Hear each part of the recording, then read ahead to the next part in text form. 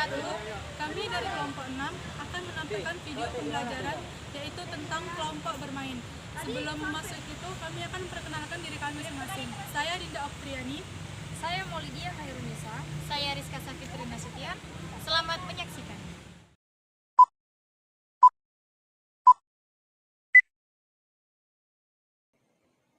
Baiklah, di sini saya akan menjelaskan pengertian kelompok bermain.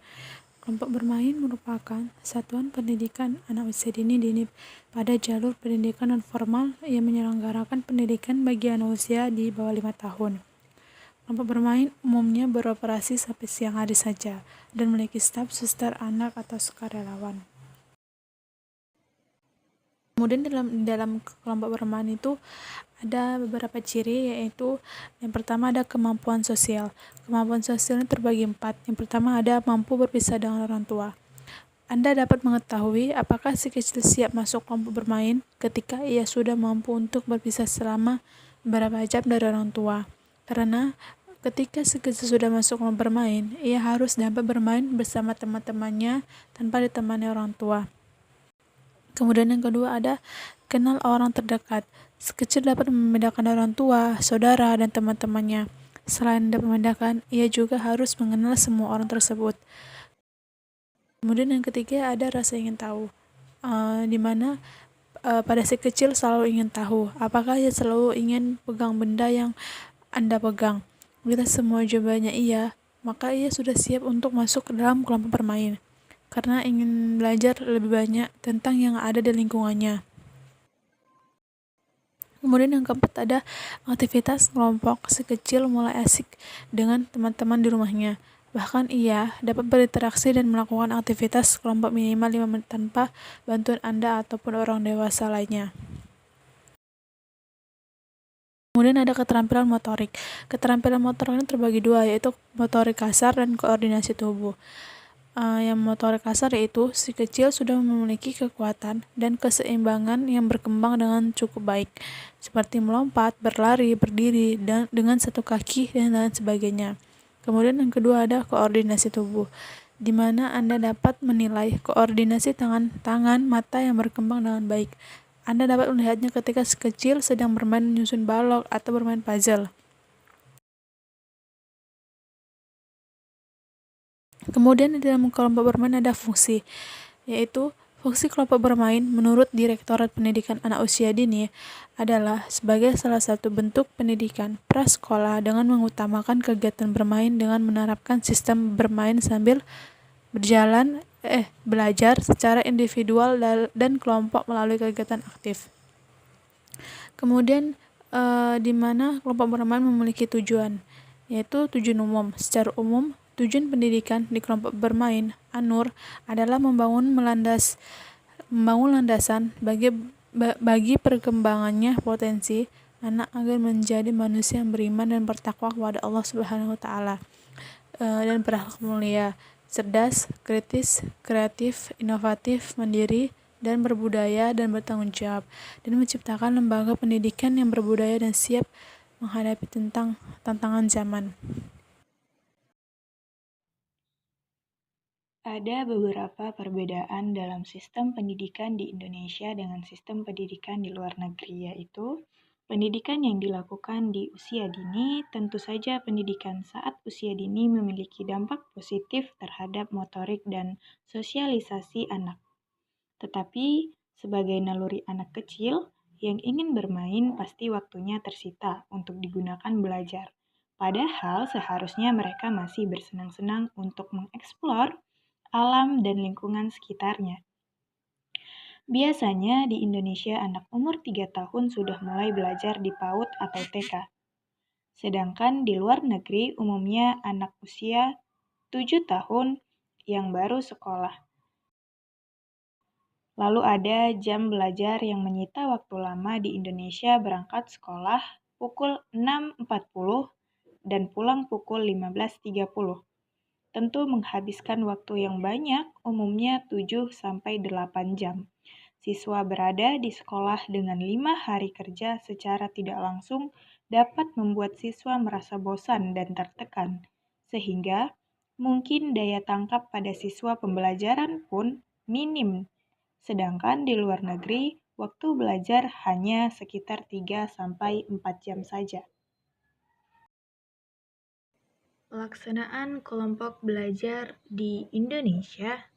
Dalam pelaksanaan pembelajaran, kelompok belajar cerdas mengacu pada prinsip belajar sambil bermain. Pengelolaan kelompok belajar cerdas menyadari bahwa bermain merupakan suatu kegiatan yang menyenangkan bagi anak dan mengandung makna edukatif. Kegiatan dilakukan dalam suasana bermain yang nyaman, aman, bersih, dan sehat.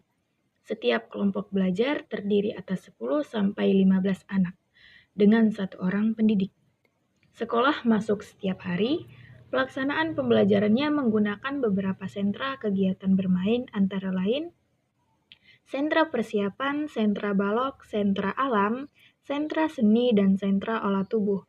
Kegiatan bermain di sentra-sentra tersebut mempunyai tujuan masing-masing, yang secara umum agar setelah melakukan kegiatan tersebut, anak dapat memperoleh pengalaman yang dapat mereka terapkan dalam kehidupan mereka sehari-hari. Setiap kegiatan sentra di kelompok belajar cerdas bertujuan agar anak memperoleh kecerdasan jamak atau multiple intelligence yang diharapkan dapat berguna bagi kehidupan anak. Pelaksanaan kelompok bermain di luar negeri. Secara umum, kegiatan anak-anak hanyalah bermain, tetapi guru berpendapat bahwa dengan bermain mereka mempelajari berbagai hal, di antaranya komunikasi, kemampuan logika, dan belajar memecahkan masalah. Anak-anak belajar dengan meniru. Mereka menggunakan mainan atau peralatan apa saja yang ada di sekelilingnya. Oleh karena itu, taman kanak-kanak dilengkapi dengan banyak mainan yang memudahkan anak melakukan role play. Ada sebuah gambaran, ada seorang anak yang harus bermain peran menjadi ibu.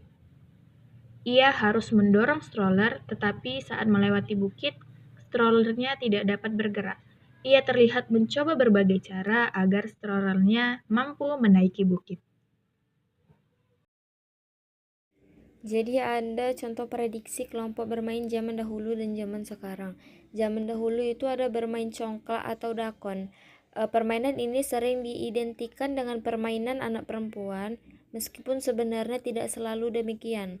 Congklak atau sering juga disebut dakon dimainkan oleh 2 orang dengan menggunakan mani-mani atau kulit lokan sebagai biji congklak dan papan kayu berbentuk perahu yang berlubang-lubang atau dakon.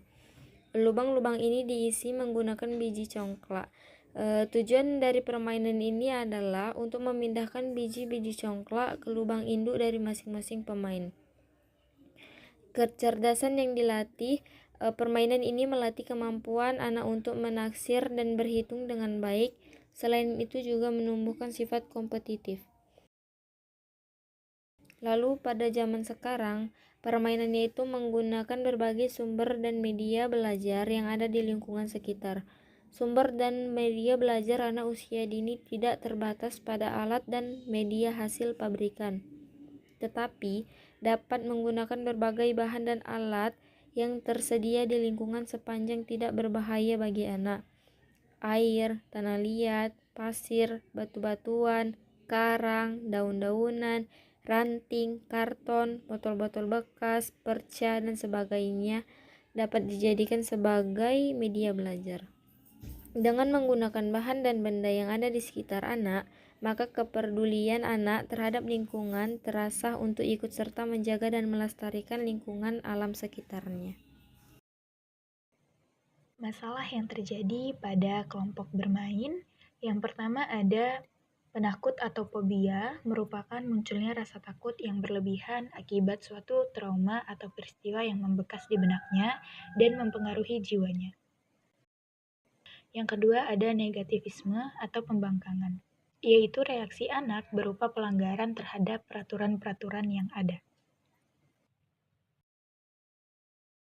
Solusi dari permasalahan kelompok bermain yang pertama itu adalah kenalkan anak pada sumber rasa takutnya. Yang kedua, latih anak untuk mengatasi rasa takutnya. Yang ketiga, berikan dukungan penuh atas setiap usaha yang dilakukan anak.